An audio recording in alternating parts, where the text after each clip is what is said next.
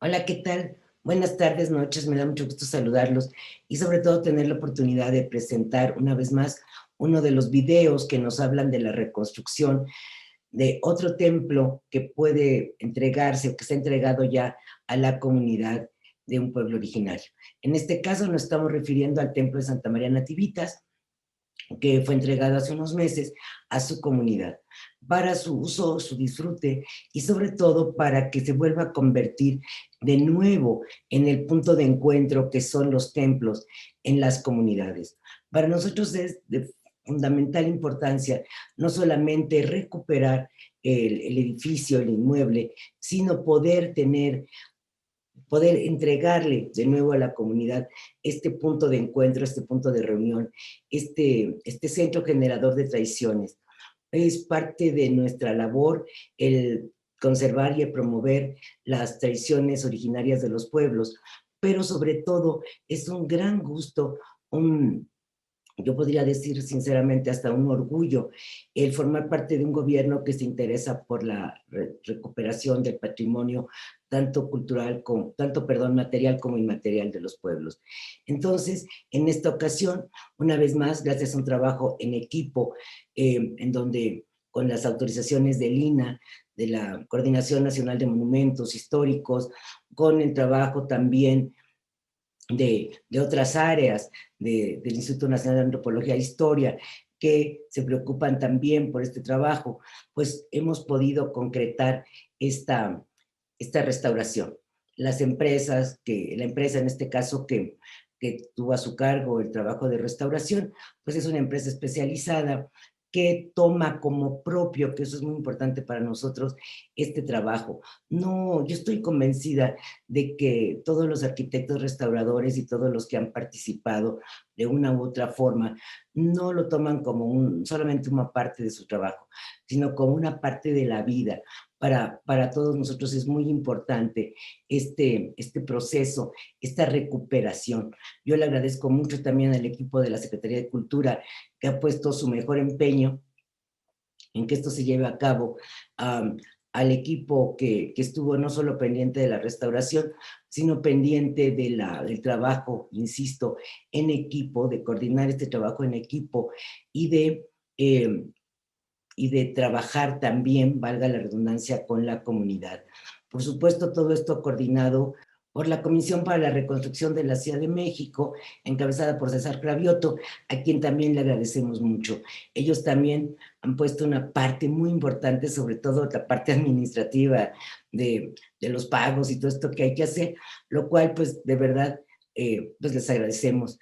Todos hemos colaborado en lo que nos corresponde para que esto haya llegado a buen término. Entonces los dejo con este video en donde van a ustedes a descubrir paso a paso todo este proceso que resulta muy interesante porque yo he comentado en muchas ocasiones que no todo el mundo estamos familiarizados con un proceso de restauración, que no es lo mismo que restaurar una casa, un edificio. El proceso de restauración de un inmueble patrimonial es todo un reto y en este caso se ha resuelto, se ha enfrentado con gran profesionalismo y con resultados muy satisfactorios. Muchísimas gracias por estar aquí y los dejo con este video para que los disfruten en esta noche de museos. Buenas noches, hasta la próxima.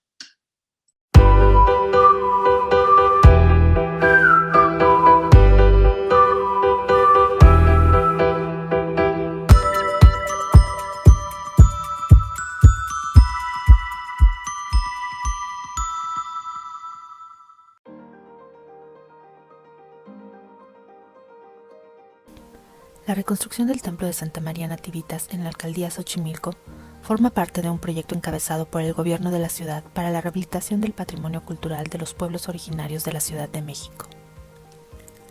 Los sismos de 2017 afectaron como ningún otro los monumentos históricos de esta ciudad. En diciembre de 2018, al iniciar este gobierno, se contaba con un diagnóstico de 203 inmuebles afectados, siendo los más dañados los que se ubican al sur poniente de la ciudad, en las alcaldías Tláhuac, Milpalta, Xochimilco, Tlalpan, Magdalena Contreras y Coajimalpa. Esto se debió a dos factores principalmente. Por un lado, la cercanía con el epicentro del sismo, ubicado en Axochiapan, Morelos, a 120 kilómetros al sur de la ciudad. Por otro lado, los monumentos más afectados son los templos de los pueblos que originalmente se situaban a las orillas del antiguo lago de Texcoco y que a partir del proceso de urbanización de la ciudad, la desecación de los lagos y la sobreexplotación de los mantos acuíferos se han alterado las condiciones del subsuelo, generando hundimientos diferenciales y cambio en las condiciones del suelo. Xochimilco fue una de las alcaldías que presentó más daños después del sismo. De los 203 monumentos afectados en la ciudad, 30 son los templos y capillas de los pueblos y barrios originarios de Xochimilco, por lo que el gobierno de la ciudad, encabezado por la doctora Claudia Sheinbaum, a través de la Comisión para la Reconstrucción de la Ciudad de México, aportó recursos para la rehabilitación de 7 templos que se encontraban con un daño estructural severo, a fin de que las comunidades pudieran hacer uso de su patrimonio de manera segura y sin que representara un riesgo para ellos. La selección de los inmuebles a atender se realizó de manera consensuada entre la Comisión para la Reconstrucción, la Secretaría de Cultura de la Ciudad de México, el Instituto Nacional de Antropología e Historia, la Arquidiócesis Primada de México y la Alcaldía Xochimilco. Una vez seleccionados los inmuebles, a través de un convenio de aplicación de recursos entre el párroco del templo y la Comisión para la Reconstrucción, se llevó a cabo la contratación de las empresas de obra y supervisión para la realización de los trabajos. Su intervención requirió la integración de un equipo multidisciplinario. La rehabilitación del templo estuvo a cargo de la empresa Restaura Conservación Inmueble, supervisada por el arquitecto Francisco Martínez Pérez de la Coordinación Nacional de Monumentos Históricos.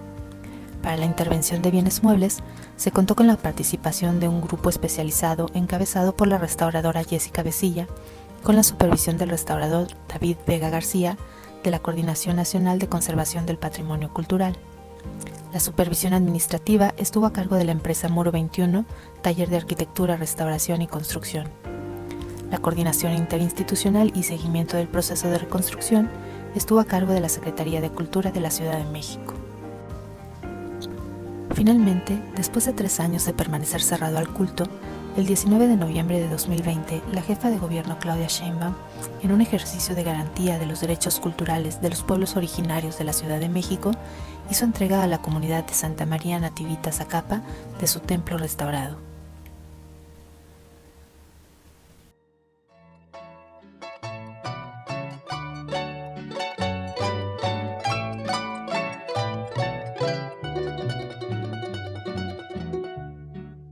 Adornadita de flores, pásenle señores, quien quiera pasear.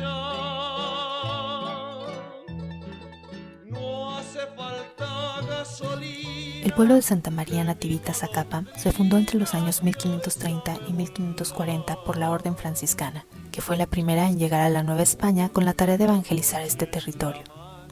Este asentamiento era un pueblo de visita que dependía de la cabecera ubicada en el antiguo convento de San Bernardino de Siena. La arquitectura de la capilla de Santa María Nativitas corresponde a esta jerarquía. Se trata de una capilla de barrio que, de acuerdo con el levantamiento arquitectónico realizado, permite suponer que inicialmente fue una capilla abierta cuya fachada principal se muestra ahora como el arco triunfal que separa la nave del presbiterio. Posteriormente se le fueron añadiendo los demás espacios. La nave principal con 2 capillas laterales que forman una planta de cruz latina, y hacia el siglo XVIII se añade el cuerpo del campanario hasta completar el conjunto que vemos ahora. El acceso principal está indicado por un arco de medio punto con jambas a los costados y flanqueado por 2 pilastras que rematan en pináculos, unidos por una cornisa sobre la cual descansa un vano rectangular, alineado con el eje central de la composición, en cuyo remate superior se ubica una cruz de piedra. A un costado se desplanta la torre campanario de 2 cuerpos con vanos de arco de medio punto. Las esquinas de la torre son ochavadas. En el primer cuerpo se muestran lisas con cornisas en el tercio inferior y el segundo muestra roleos de grandes dimensiones en cada una de las esquinas. La torre está cubierta con una bóveda que remata también con una cruz de piedra. En el atrio se puede observar una cruz atrial cuya base es un dado de piedra con inscripciones prehispánicas. De acuerdo con la investigación realizada por Araceli Peralta Flores, la cara superior, tapada por la cruz, tiene el espejo humeante de Tezcatlipoca. En sus otras caras está la representación 7 Acatl o 7 Carrizo, probablemente aludiendo a Quetzalcóatl. deidad antagónica de Tezcatlipoca. Semiquistli, 1 muerte, repetida 2 veces en el cubo, es el signo calendárico de Tezcatlipoca. Y 4 Olín, 4 movimiento, simboliza el quinto sol. Xochimilco, mi corazoncito también sabe amar.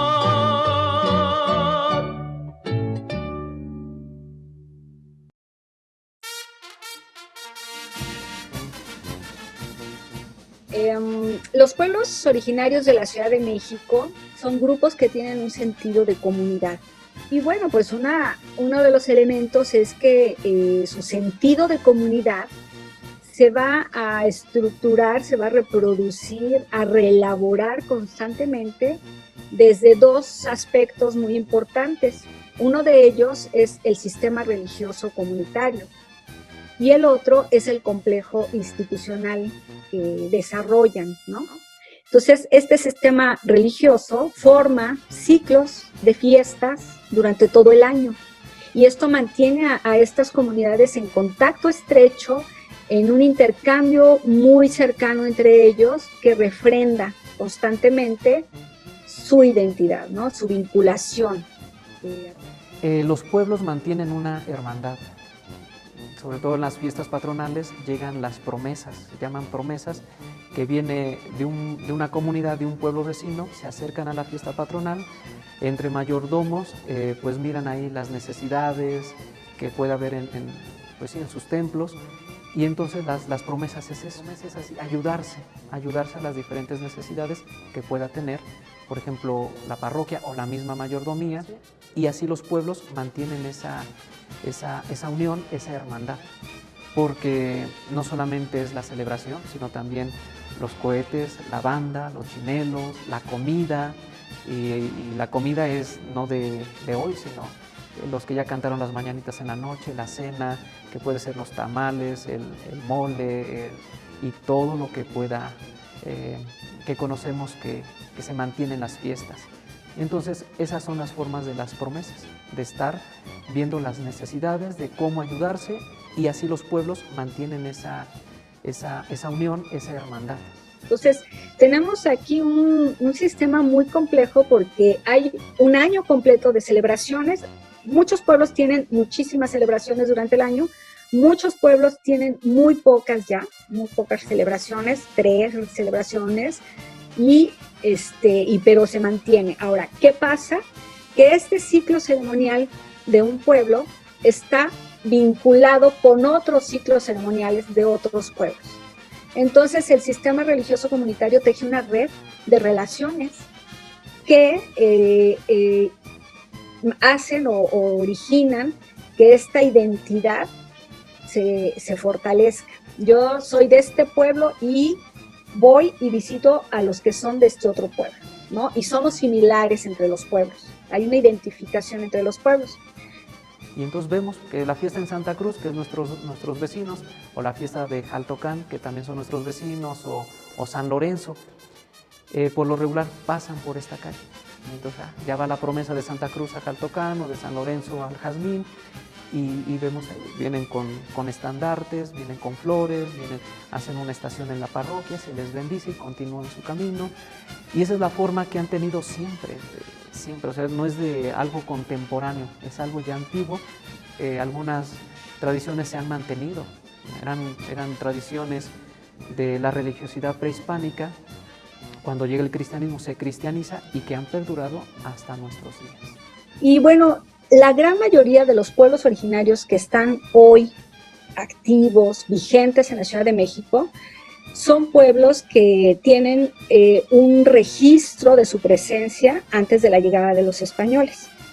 Muy buena parte de los que están actualmente. Sin embargo, claro, cuando llegan los españoles, por supuesto que hay cambios en el reordenamiento social y político de la población. Y muchos pueblos, bueno, los antiguos señoríos o altepetl que existían y como que era la organización política, pues sufren cambios. Pero muchas de estas comunidades mantienen sus mismos vínculos entre ellas, ¿no? Entonces esta red social desde antaño sigue siendo muy fuerte, muy importante en su vida social. Bueno, el templo no tiene una fecha como tal, una piedra de dedicación, pero el pueblo sí tiene la fecha de dedicación, cuando se fundó el pueblo. En el atrio tenemos esa piedra, se conserva, se dice que es la única que hay aquí en los alrededores, pero Nativitas la ha conservado. Es una pieza invaluable para la comunidad porque se indica el día que se fundó este pueblo. Nativitas ya cristianamente, pero su nombre original es Zacapan, ¿no? Zacapan. Entre el zacate se traduce, ¿no? Por eso a Nativitas se les conocía como los zacateros, porque eso era lo que se dedicaban. Entonces sí hay reacomodos y hay pueblos que ya no quedan en los mismos núcleos políticos, pero forman parte de otros. Y hay una dinámica, bueno, durante la época de la conquista se forma la República de Indios, que reconoce la presencia de estas poblaciones originarias, se les da un estatuto social, se les reconocen derechos, se les reconocen propiedades, de tal manera que políticamente tenemos pues la República de Españoles y la República de Indios conviviendo, ¿no?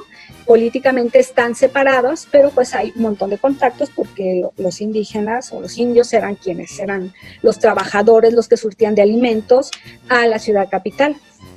Y entonces tenemos que hay pueblos que surgen en el siglo desde antes de la conquista, durante la independencia, hasta en el siglo XX tenemos ejemplos de pueblos que se conforman y fortalecen identitariamente, ¿sí? Pero la característica otra vez viene siendo pues esta identidad comunitaria, este sentido de comunidad que está sostenido por sus celebraciones religiosas y por sus instituciones, ¿no? Acompañado, ahorita dije esquemáticamente todos estos elementos históricos, culturales, políticos, pero que implican muchos más procesos que además varían mucho, ¿no? O sea, la Cuenca de México es enorme y es un espacio que ha estado poblado y sigue estando superpoblado por estas identidades. Tenemos otras dos piezas prehispánicas que se encuentran en la parte posterior del templo, en una de los arcos que conforman los contrafuertes, y ahí hay dos rostros, se dicen las dos caritas. Se dice que cada pueblo tenía sus dioses particulares. Había un dios nacional, los que conocemos, Tlaloc, Huitzilopochtli, pero también había dioses propios del lugar. Entonces se cree que estas dos caritas forman parte de lo que pudo haber sido los dioses propios de este pueblo, porque la parroquia está construida sobre lo que fue un adoratorio. No es una pirámide, pero es un adoratorio. Cada pueblo tenía su adoratorio y se cree que posiblemente sean los antiguos dioses de Zacapan. Como decía, ese politeísmo, o sea, en los pueblos no es nada más ese Dios abstracto y encima de todo el universo y el mundo y todo el sentido de la vida que se dicta desde el catolicismo, sino es la relación con diversos seres, el Señor de la Misericordia, el Señor Santiago, San Miguel, que cada pueblo va a tener una relación directa con ellos. ¿Por qué? Porque los pueblos son hijos, o bueno, en un principio, antes de la conquista, eran hijos de esos dioses, ¿no? Tenían un vínculo parental con el ser divino. Sobre todo en esta parte sur de la Ciudad de México, sobre todo en Xochimilco, hay una devoción muy importante al Señor de Chalma. Allí son infinidad de mayordomías que comienzan a peregrinar, llegan al templo, hay una misa especial para ellos, un cambio de mayordomía, otra cuando inicia la peregrinación y una tercera celebración cuando ellos retornan del santuario de Chalma. Creo que allí es mucho ruido, mucha música, muchos cohetes, mucho folclore. Los nichos que portan se identifican, inmediatamente los identificamos porque a la espalda llevan un nicho, lo van cargando, a veces son de dimensiones pues muy grandes, algunos son pequeñitos, pero podría decir, una tercera fiesta de la comunidad. donde se congregan, pues bajan de las mismas colonias que conforman Nativitas, los mismos de Nativitas y parten. Son 2 peregrinaciones que parten, una en abril, la más importante en agosto, y también tenemos pues esa fortuna de que los que vienen de Texcoco, este es el paso, entonces descansan, se quedan aquí en parroquia y ya muy de mañana, bueno, llegan, se celebra la Santa Misa, duermen aquí, descansan y al día siguiente muy de mañana parten hacia Chalma. Entonces son varias celebraciones las que se lleva a cabo, celebraciones muy antiguas que pues han permanecido en el corazón de las comunidades. No solo hablo de Nativitas, sino de los pueblos originarios, porque toda esta zona son pueblos originarios con muchas tradiciones y tradiciones muy bonitas. O sea, cuando uno escarba un poco más desde las prácticas y cómo se relaciona la gente con los santos, dices, esto no es lo que yo aprendí en el catecismo, ¿no? Al Dios católico se le tiene miedo, se le tiene pues mucha veneración, pero es uno y absoluto, y es el ser absoluto.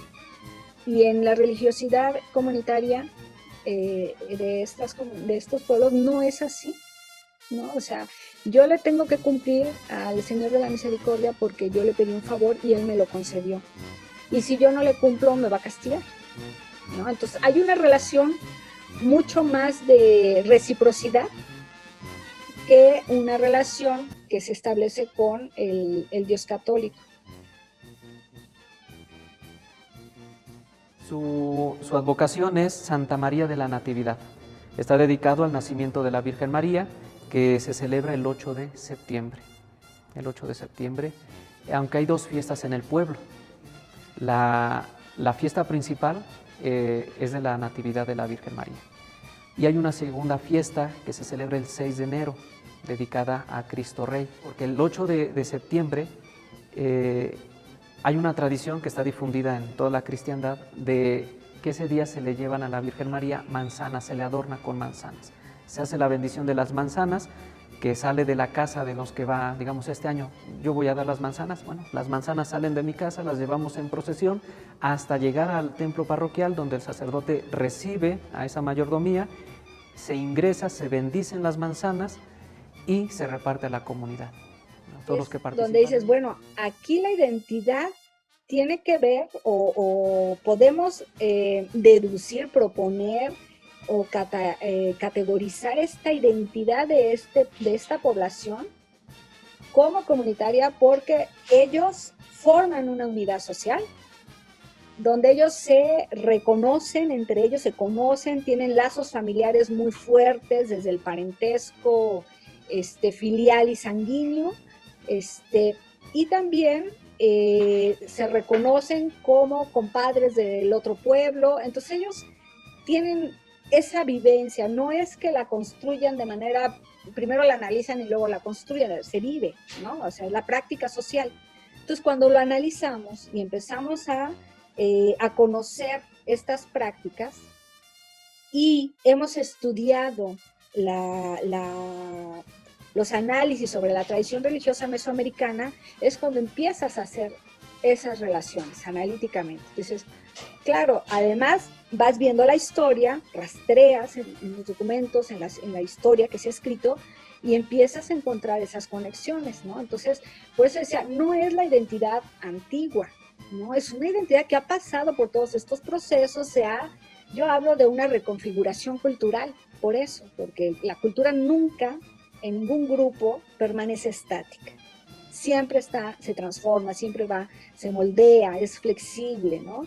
Es muy maleable. Y esto pasa con estas comunidades. Lo que hay es que sí hay un sentido de comunidad que los mantiene unidos, ¿no? Y donde estas redes sociales están teniendo ahí como un juego como de venas que nutren, ¿no?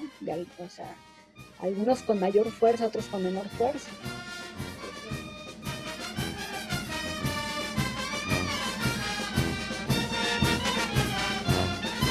Pues la importancia que tiene esta reconstrucción para los pobladores originarios pues tiene que ver con su sentido religioso comunitario, ¿no? Si bien las iglesias tienen, pues, bueno, tienen esta otra cara institucional de la Iglesia Católica, que tienen esta parte que está a cargo de manera institucional de las arquidiócesis y de toda la organización institucional de la Iglesia Católica, tienen esta otra cara de la religiosidad del pueblo, ¿no? De la religiosidad comunitaria. Entonces, y además la otra cara, como construcciones que son históricas y que tienen un valor patrimonial, artístico, histórico muy importante. Entonces las iglesias tienen, o sea, como que reúnen varios aspectos. Para los pobladores originarios, pues es el espacio religioso, el espacio ceremonial que reúne y donde se reúnen los santos y donde se reúnen las poblaciones. Entonces es muy importante esta reconstrucción. El domingo pasado tocamos las campanas. La gente, la feligresía, desde los medios en los que estamos transmitiendo las celebraciones, los comentarios son: qué bonito es volver a escuchar las campanas de nuestra parroquia. Y tanto para cristianos católicos como para los no cristianos católicos, el templo sigue siendo el lugar que da identidad.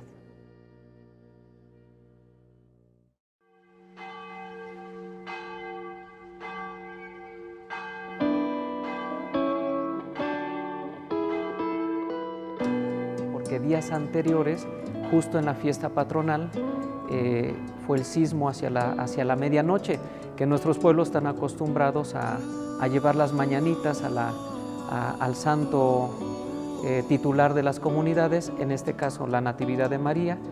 Estábamos justamente entre los mariachis y los tríos y la comunidad que se acerca cuando fue el primer sismo.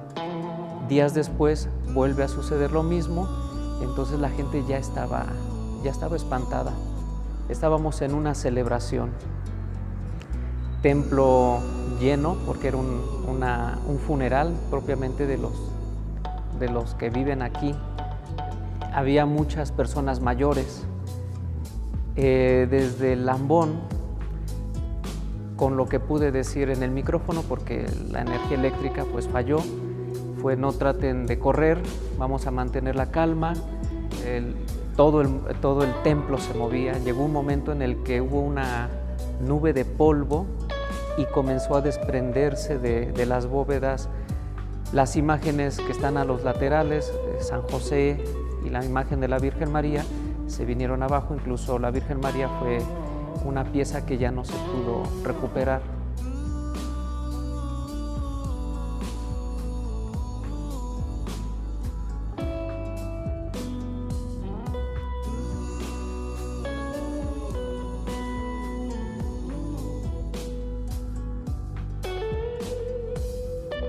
Aquí tenía la particularidad de que existían grietas de mucho tiempo atrás por asentamientos. Sobre todo había grietas en las bóvedas y en algunos de los muros. Sin embargo, con el sismo del 2017 se hicieron mucho más grandes, ¿no? Allí fue en donde empezaron a existir filtraciones de agua o diferencias en algunas mamposterías. Las celebraciones inmediatamente se trasladan a la capilla abierta, que se encuentra aquí mismo en el atrio. Tuvimos que acondicionar, porque la capilla solamente en algunas ocasiones al año se ocupaba. Era verano, era lluvia, llegó el invierno, era el frío. Tuvimos que buscar ahí la forma en que la gente, la feligresía, pudiera estar en las celebraciones, misas dominicales, las misas comunitarias, las celebraciones de bodas, 15 años. Esas mismas grietas que se reflejaban en el interior pasaban el muro, y muchas se reflejaban en el exterior, principalmente en la fachada. Y esas diferencias que existían de tiempo atrás de asentamientos naturales del piso del propio edificio, una de las principales fue entre el campanario y la fachada principal.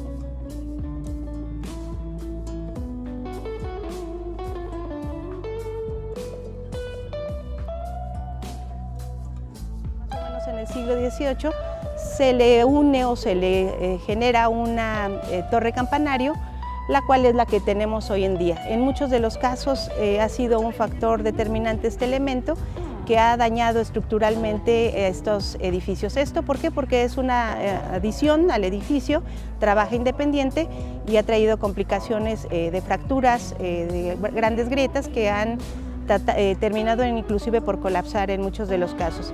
La misma comunidad acostumbrada a que cuando hay un funeral se tocan las campanas, y llegó el momento en que no se podía. Este es el protocolo de que no podemos subir, no podemos tocar campanas porque no sabemos qué tan dañado puede estar el campanario. Y también tuvo que acostumbrarse la comunidad a no escuchar campanas. Ya las familias comenzaban a pasar la voz entre los vecinos y esa fue la forma de indicar que pues tal vez el vecino, tal vez el familiar pues había muerto, pero ya fue iniciativa de ellos. Otro daños que hubo importantes fue la caída de la cruz del campanario. Se logró su reintegración, igual con cantera gris, como es la que existía, y teníamos muchas referencias fotográficas e históricas de cómo era la cruz. De esa misma manera se hizo la reproducción de ese elemento. También se aprovechó para hacer una mejora en un mantenimiento menor en las campanas que tenían un poco de deterioro. Se aprovechó para hacer el mantenimiento.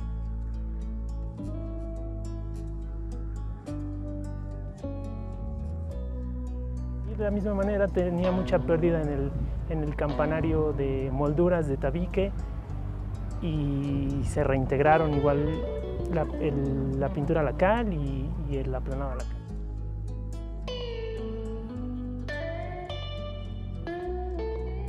El edificio tenía algunos agregados que pues eran incompatibles con el inmueble, específicamente el factor de humedad que estaba reblandeciendo los muros. Pudimos retirar aplanados que con el tiempo se sustituyeron los originales de cal y arena y se pusieron elementos que contenían cemento.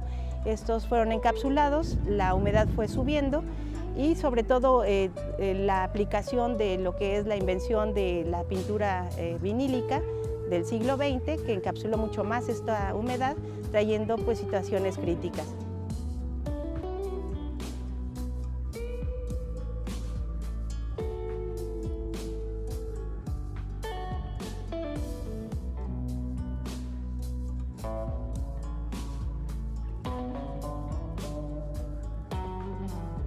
Sí, todas las grietas que se trabajaron por el interior, como les comentaba, también eran de grandes dimensiones que atravesaban el muro, ¿no? Desde aquí se puede ver en el exterior cómo se hicieron la intervención de las grietas, haciendo las inyecciones y las consolidaciones de los muros que ya estaban un poco deteriorados. De igual manera, por las mismas características que tienen expuesto el material, la fábrica de los muros, han tenido mucho deterioro por la humedad. También se hizo una intervención para erradicar un poquito esas filtraciones, haciendo rajueleos en donde ya hay pérdida de material. Hubo cambios en los niveles de piso, sobre todo en el escalón de la sacristía, que también tenía una junta fría de mucho tiempo atrás, pero que se acrecentó, deformando el piso, y por eso se hizo una sustitución.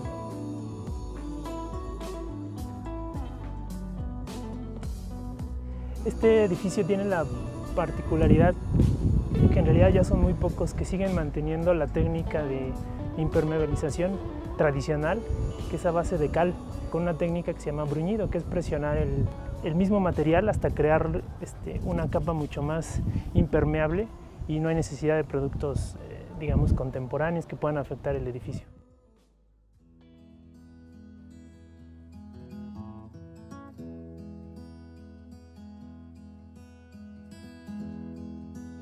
El objetivo que nosotros tenemos es supervisar el cumplimiento de los trabajos de reconstrucción realizados conforme a lo que se especificó y a lo que es necesario en los templos.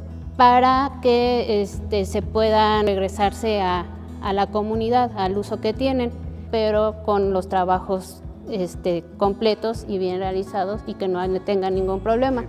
La participación y el ánimo, el ímpetu que tienen las empresas de restauración, así como las mismas instituciones, lograron cubrir alcances muchísimo más allá de lo que se tenía como objeto. No solamente se hicieron consolidaciones estructurales y se pudo llevar a cabo una reapertura para puesta en funcionamiento de los inmuebles, sino también se dio cobertura a muchísimos más elementos de los inmuebles que lograron una intervención integral muchísimo más vistosa, muchísimo más completa y yo diría que intelectualmente más satisfactoria en términos interdisciplinarios.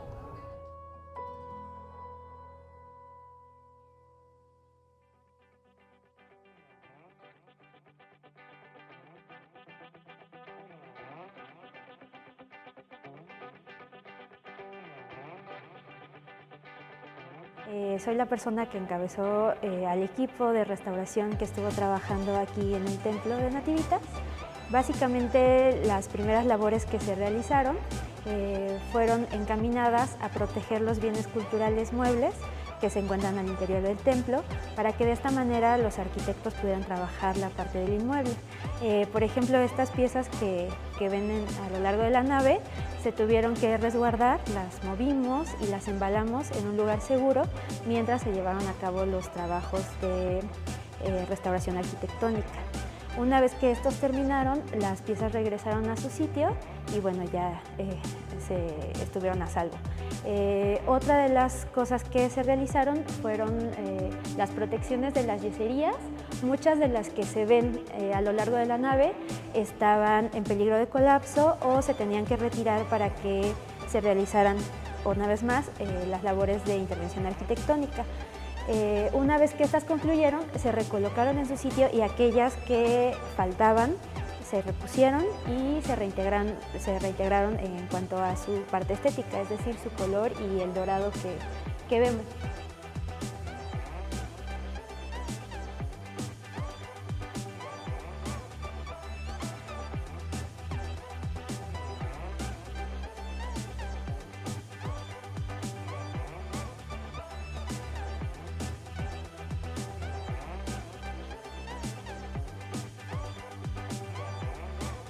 Gracias también a eso se pudo rescatar una pintura mural que se encuentra en la parte de la cubierta del bautisterio. Estaba cubierta por una capa de yeso que la tapaba por completo y había una grieta que cruzaba de lado a lado. Se hicieron calas para ver qué había debajo y evaluar si se podía consolidar digamos de la manera normal o si se tenían que tomar precauciones. Con esas calas nos dimos cuenta que había pintura mural, entonces tuvimos que trabajar de manera muy coordinada con los arquitectos para que la grieta se trabajara, digamos, de la mejor manera, no hubiera daños a la pintura mural y al mismo tiempo la pudiéramos rescatar. Se liberó todo ese aplanado de yeso que la cubría y quedó al descubierto toda la pintura que quedaba.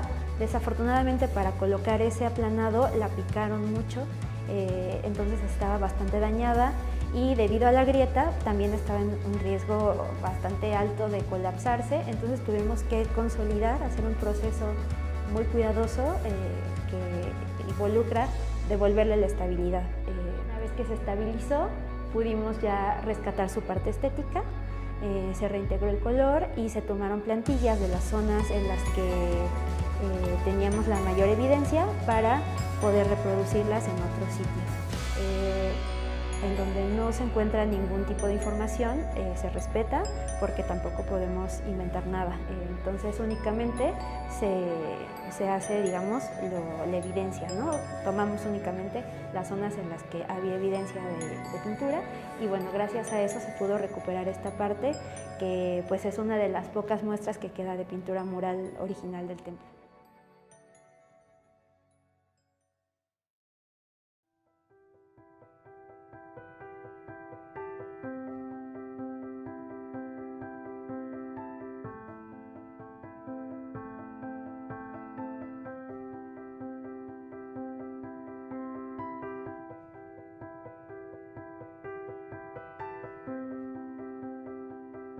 Esta es una de las esculturas que se dañó con el sismo, se cayó y tuvo varias pérdidas, tanto de deditos como de algunos elementos de otras zonas. Entonces sí fue necesario trabajarla. En este caso, pues ya se está a punto de concluir. Se hicieron inyecciones, consolidación, resanes. Todas estas zonas que ven en blanquito son resanes y previamente se estabilizó las grietas o cualquier cosa en la estructura que pudiera estar fallando, se estabilizó. Y ahorita estoy en el proceso de reintegración cromática, que es esto que estamos viendo aquí.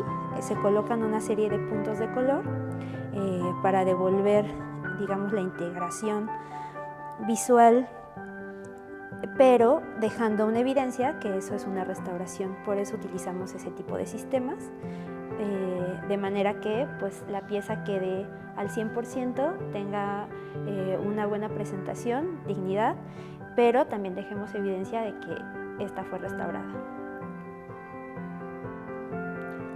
La importancia de los trabajos de restauración por parte de la supervisión consiste en evaluar los materiales que sean compatibles con el material original de los bienes que se encuentran o que se intervienen.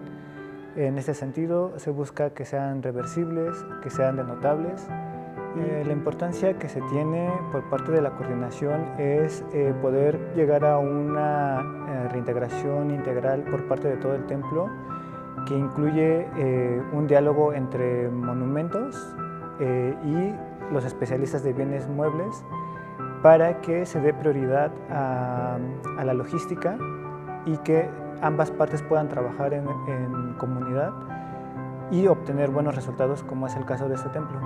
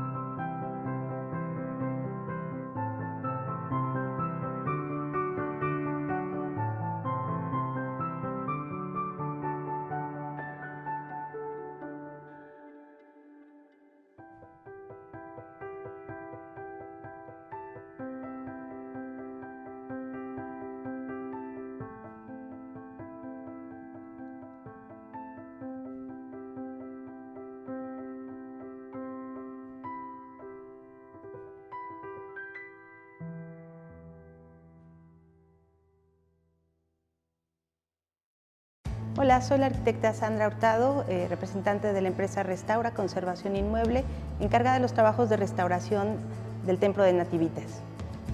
Hola, soy el arquitecto Luis Fernando Rivera, de la empresa Restaura Conservación Inmueble.